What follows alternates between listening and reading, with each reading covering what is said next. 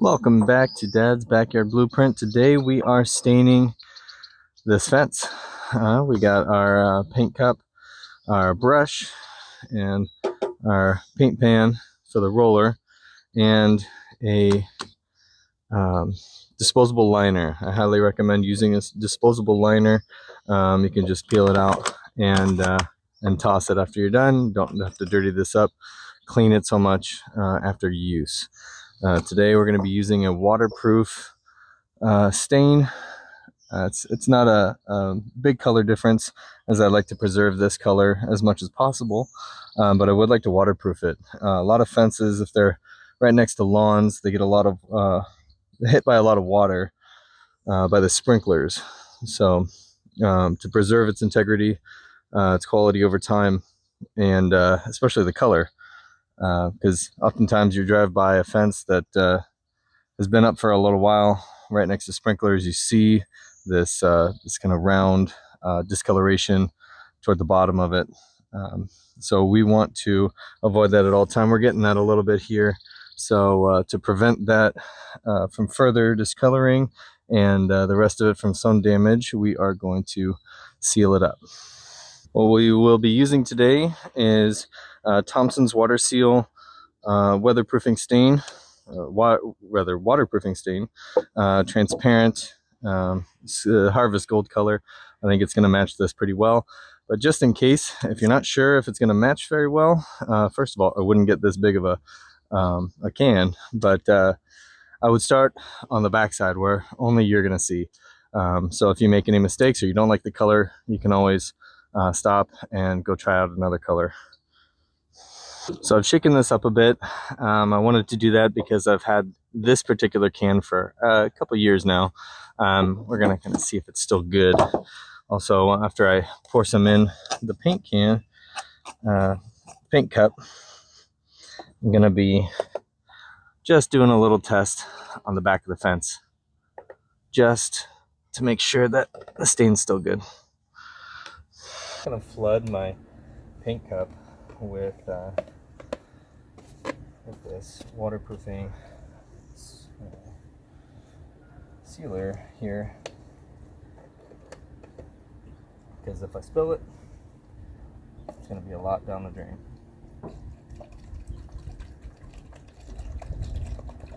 So I'm going to fill it about 1 inch deep.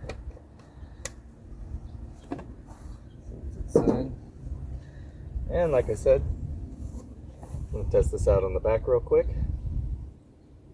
see what we're working with.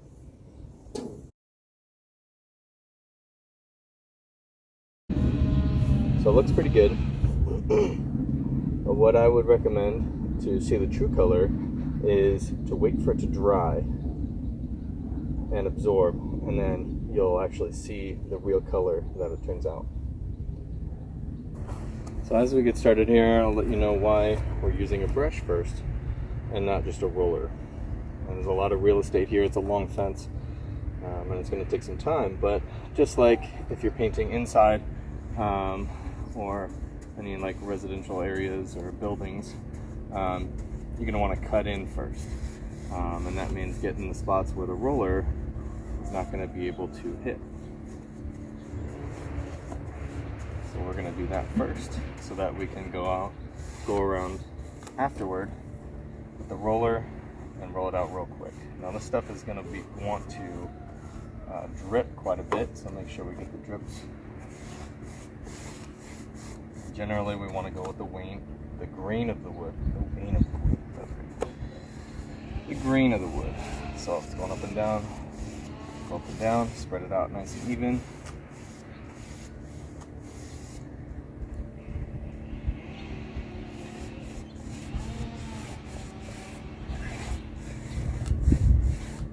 Make sure we get into the cracks and crevices.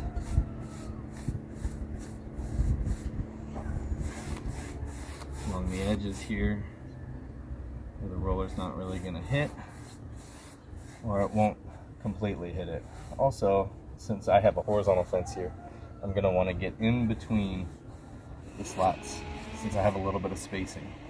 And you see, if you have a horizontal fence as well, it's going to want to pool up in between here, so we just kind of wedge our brush in there, spread it out, and move on. Again, that's somewhere where the roller is not going to be able to hit. So we're going to go through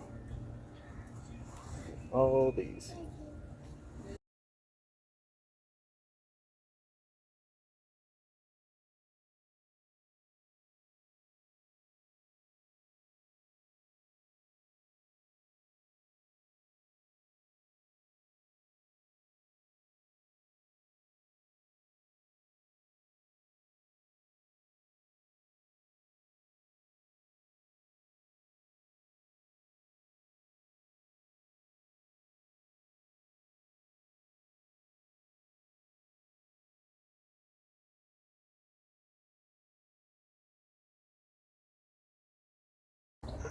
Now I'm sure you don't want to sit here and watch me cut in on all this fence, so we're going to speed things up a little bit.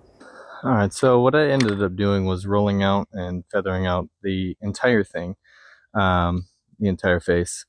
Now, what's really important to remember is you might want to go back and retouch things as it's drying, but as it's drying, some parts are going to dry faster than others, so it's going to look like you didn't go over it when you probably did. If you were pretty comprehensive on your first run through, then chances are it's just drying at different stages. It's going to look a little weird until it all dries out. So we'll skip to the end and show you how it looks when it's all dry. All right, so we're back after a couple hours. Everything's dry. It looks like we have pretty full coverage. Everything's nice and even. There may be one or two spots that I can go back and hit, but for the most part here, looks pretty good. That's one of the spots. But if you made it this far, please hit that like button, subscribe if you want to see more stuff like this. See you.